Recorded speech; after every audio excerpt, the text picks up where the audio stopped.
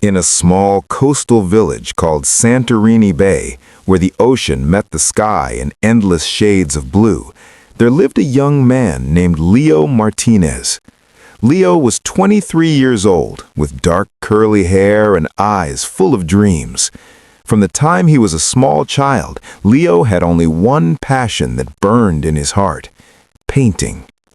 Every single morning, without fail, Leo would wake up before the sun rose. He would grab his worn wooden easel, his brushes that were losing their bristles, and his small collection of paint tubes.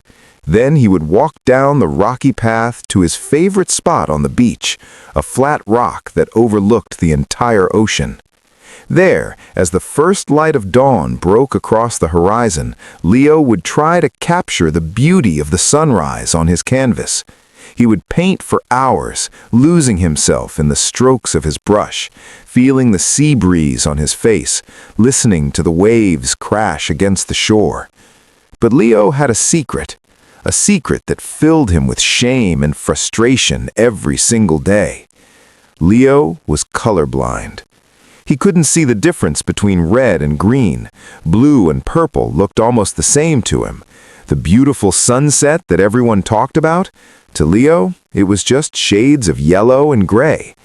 The vibrant flowers in the village gardens? He saw them differently than everyone else. When Leo was 7 years old, his teacher had asked the class to paint a picture of a tree. Little Leo had worked so hard on his painting. He had painted the trunk carefully, added branches, and covered the top with what he thought was beautiful green leaves. When he showed his painting to the class, all the children laughed. "Why is your tree blue?" they giggled. "Trees aren't blue, they're green." Leo's teacher had gently taken him aside. "Leo, I think we need to talk to your parents," she had said softly. That's when Leo learned he was colorblind. His parents took him to a doctor who explained that Leo's eyes worked differently. He would never see colors the way most people did. "Does this mean I can't be a painter?" little Leo had asked, tears running down his cheeks. The doctor had looked uncomfortable. "Well, painting requires accurate color perception. Maybe you should think about a different career." But Leo never gave up on his dream. Even now, 16 years later, he still painted every single day. The problem was that nobody appreciated Leo's paintings. Every weekend, the village held a small market in the town square. Local artists would display their work, hoping to sell paintings to tourists and villagers. Leo always brought his paintings, setting them up on a small wooden table next to the more successful artists. And every weekend, people would walk past his paintings with confused expressions. "Interesting color choices," they would say politely, which Leo knew was their way of saying his paintings looked wrong.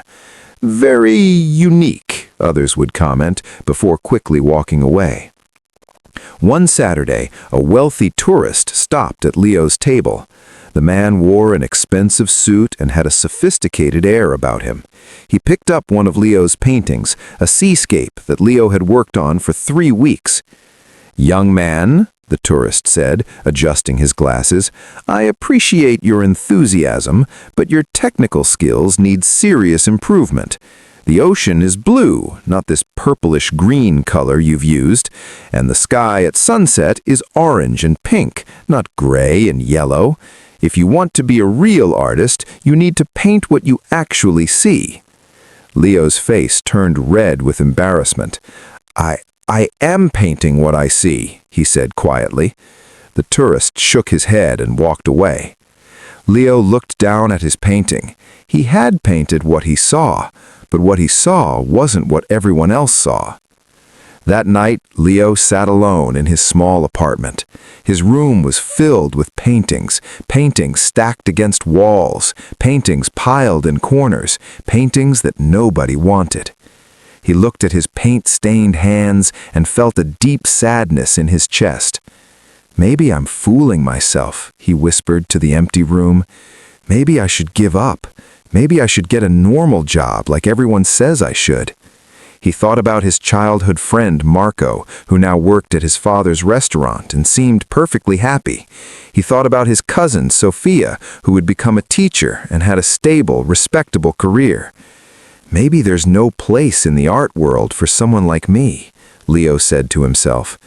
He decided that he would paint for one more month, just one more month, and if nothing changed, he would pack away his brushes forever and find a different path in life. 2 weeks passed. Leo continued his routine, but his heart felt heavier with each passing day. His paintings weren't getting better, at least not in the way that other people measured better. Then, on a Tuesday morning, something changed. Leo was sitting on his favorite rock, painting the sunrise as usual.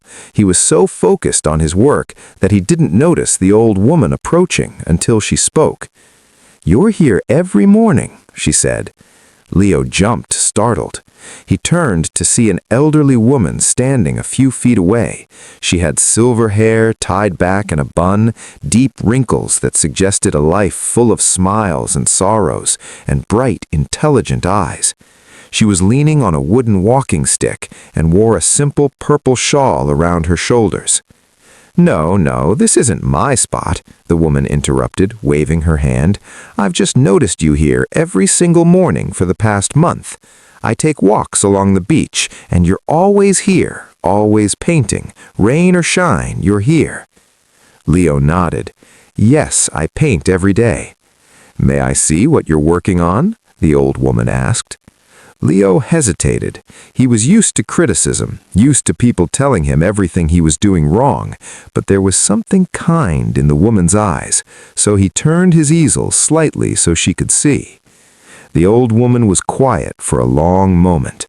She studied the painting carefully, her eyes moving across every brushstroke. Leo braced himself for the inevitable criticism. "Tell me," the woman finally said, settling herself down on a nearby rock, "why do you paint?" Leo was surprised. That wasn't the question he expected. "What do you mean?" "I mean exactly what I asked," the woman said, settling herself down on a nearby rock. "What makes you come out here every single morning when most people are still sleeping?"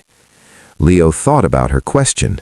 Nobody had ever asked him this before. They only asked about his technique, his color choices, his mistakes. "I paint because," he began, then stopped. He wanted to give her an honest answer. "I paint because when I hold a brush, I feel like I'm having a conversation with the world. I feel connected to everything around me, the ocean, the sky, the wind, the light. When I paint, I don't feel alone. I feel alive. I feel like I matter, like I have something to say, even if nobody wants to listen." The old woman smiled. "That's beautiful. Now, let me ask you another question. What do you see when you look at this sunrise?" Leo looked at the horizon where the sun was now fully risen. I see hope. I see a new beginning. I see power and gentleness at the same time. I see the promise that today might be different than yesterday." "And what colors do you see?" the woman asked. Leo's shoulders slumped. "That's the problem. I don't see the colors that everyone else sees. I'm colorblind. I see the sunrise as yellow and gray and maybe some pale orange, but everyone tells me it's supposed to be pink and purple and deep orange and red. I can't paint what they see because I don't see what they see." The old woman nodded slowly. "I understand. So you've been trying to paint the sunrise the way other people see it." "Yes," Leo admitted. "I try to remember what people tell me. The sky at sunset is pink, the ocean is blue, flowers are bright colors. I try to paint those things even though I can't see them myself." "And how's that working for you?" the woman asked with a gentle smile. Leo laughed bitterly. "Terribly. My paintings look wrong to everyone. Nobody wants them. I'm thinking about giving up." The old woman stood up, using her walking stick for support. She stepped closer to Leo and looked him directly in the eyes. Let me tell you something, young man. I am 87 years old. I have traveled the world. I have stood in the greatest art museums in Paris, Rome, New York, and Tokyo. I have seen thousands and thousands of paintings by hundreds of artists. And do you know what I've learned? Leo shook his head. The paintings that touch people's hearts are not the ones that perfectly copy reality. Anyone with enough practice can paint a realistic sunset. What makes a painting special, what makes it matter, is when the artist shows us how they see the world, when they show us their soul. The woman pointed at Leo's painting. You've been trying to paint what you think you should see, instead of painting what you actually see. You've been trying to paint with someone else's eyes instead of your own. But my eyes don't work properly, Leo protested. Says who? The woman challenged. Your eyes work differently, yes, but different doesn't mean broken. Your eyes show you a version of the world that nobody else can see, and that is your gift, not your curse. Leo stared at her. I don't understand. The old woman smiled. Tomorrow morning, I want you to do something different. I want you to forget everything everyone has ever told you about what colors things should be. Paint the sunrise exactly as you see it, with the colors that you perceive. Paint what you feel when you see it. Don't paint for critics or tourists or even for me. Paint for yourself. Paint your truth. But, Leo started. No buts, the woman interrupted. Just try it. What do you have to lose? You're already planning to give up, right? So before you quit, try being completely, honestly yourself. Just once. Paint your sunrise, not theirs. With those words, the old woman turned and walked away, leaving Leo alone with his thoughts and his half-finished painting. That night, Leo couldn't sleep. He kept thinking about what the old woman had said. Paint your sunrise, not theirs. The next morning, Leo arrived at his spot on the beach with a new determination. He set up his easel, opened his paints, and made himself a promise. Today, I paint only what I see and feel. Nothing else matters. As the sun began to rise, Leo didn't think about what colors it was supposed to be. Instead, he closed his eyes and felt the warmth on his face. He felt the hope rising in his chest. He felt the power of a new day beginning. Then he opened his eyes and painted. He used the yellows and grays that he actually saw, but he layered them in ways that expressed the feeling of the sunrise. Where he felt warmth, he used warmer tones. Where he felt coolness, he used cooler shades. He didn't worry if the ocean was the right blue. He painted it the way it made him feel, sometimes calm and gentle, sometimes powerful and mysterious. Hours passed. Leo was so absorbed in his painting that he forgot about time. He forgot about his fears and doubts. He just painted. When he finally stepped back to look at what he'd created, he gasped. The painting was unlike anything he'd ever done before. Yes, the colors were unusual. Yes, they didn't match reality as most people saw it. But the painting had something new. It had emotion. It had life. You could feel the sunrise in it, even if the colors weren't correct. For the first time in his life, Leo looked at his own painting and felt proud. Over the next 6 weeks, Leo painted with his new approach. He painted the ocean not as it should look, but as he felt it. He painted children playing on the beach using colors that expressed their joy and energy, rather than trying to match their actual clothing colors. He painted stormy skies, peaceful gardens, busy market days, all through his unique vision. His small apartment filled with these new paintings. They were vibrant, emotional, and completely different from traditional art. One day, Leo received surprising news. The village was hosting its annual art festival, and they were inviting local artists to submit their work for a special exhibition. The winning artist would have their work displayed in a gallery in the city. Leo's friends encouraged him to enter. "You have nothing to lose," his friend Marco said. "Submit your new paintings. They're different from anything you've done before." With nervous hands, Leo selected 5 of his best paintings and submitted them to the festival organizers. The day of the exhibition arrived. The village square was decorated with colorful banners and lights. Artists from all over the region had brought their work. There were realistic portraits, beautiful landscapes, abstract pieces, and sculptures. Leo's paintings were displayed on the east side of the square. As people began arriving for the festival, Leo stood nervously near his work, watching people's reactions. At first, people walked past with the same confused expressions he was used to seeing. Some stopped, looked for a moment, then moved on. Leo's heart sank. Maybe nothing had changed after all. But then, something different happened. A young girl, maybe 8 years old, stopped in front of one of Leo's paintings. It was his painting of children playing on the beach. She stared at it for a long time, her eyes wide. "Mama," she called to her mother, "come look at this one." The mother approached. "What is it, sweetie?" "This painting," she said, pointing. "It makes me feel happy, really, really happy, like I can feel the sunshine and the fun, even though the colors are strange." The mother looked more carefully at the painting. "You're right," she said slowly. "It does have something special about it.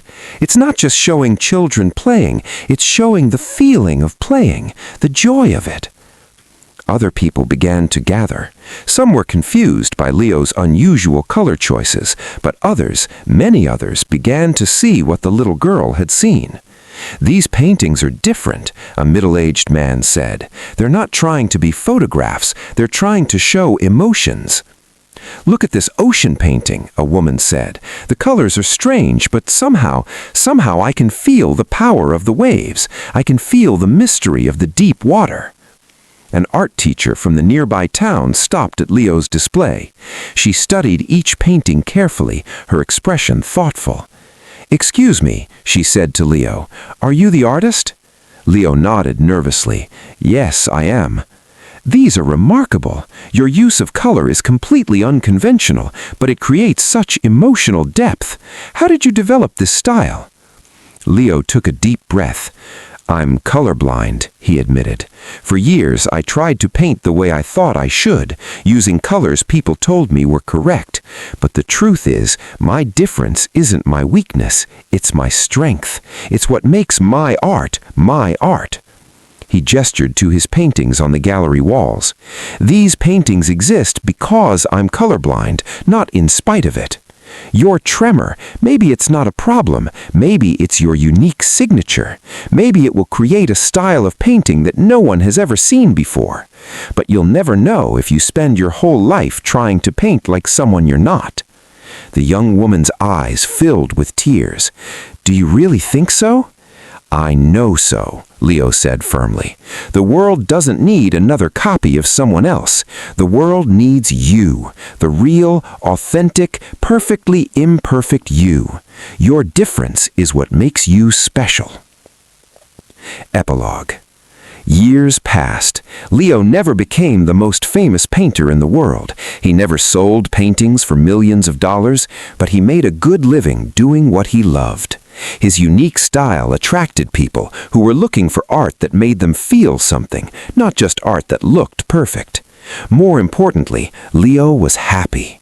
He woke up every morning excited to paint. He found his voice, his truth, his purpose. And he never forgot the lesson the old woman taught him on that beach. Your differences are not mistakes. They are your gifts. The world doesn't need you to be like everyone else. The world needs you to be completely, courageously, beautifully yourself. The moral of the story: what you think is your greatest weakness might actually be your greatest strength. Society will try to make you fit into a box, to be normal, to hide the things that make you different. But true success and happiness come from embracing who you really are, flaws, differences, quirks, and all. Don't waste your life trying to be a copy of someone else. Be the original masterpiece you were meant to be.